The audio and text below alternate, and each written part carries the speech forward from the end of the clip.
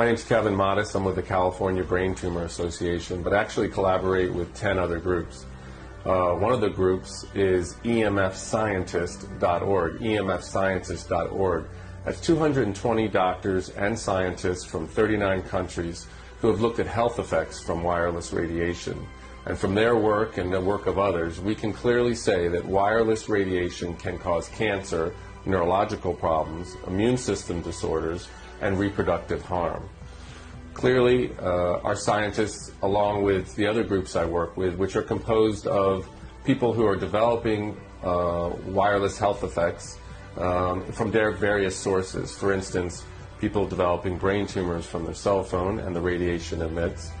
People developing neurological symptoms from the Wi-Fi, from school Wi-Fi.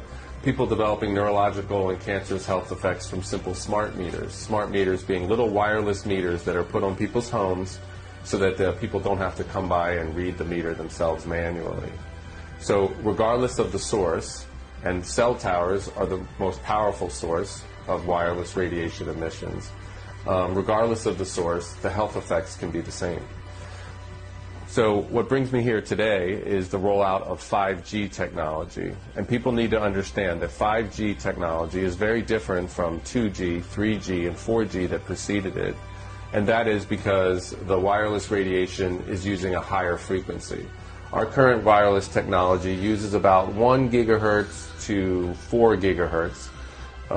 This new 5G technology is ultra high frequency, ultra high intensity, and it's 24 gigahertz to 90 gigahertz.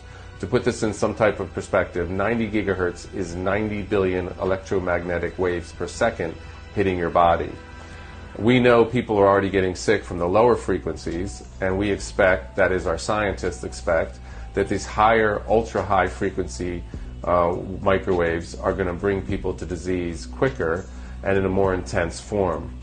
The other problem with 5G technology is these microwaves are very short. So our old microwaves were about 2.5 to 3 feet long.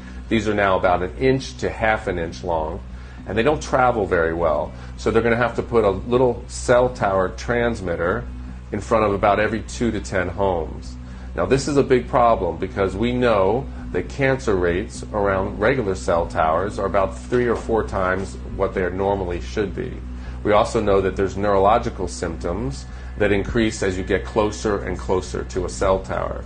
Now these new transmitters are going to be placed close to people's homes.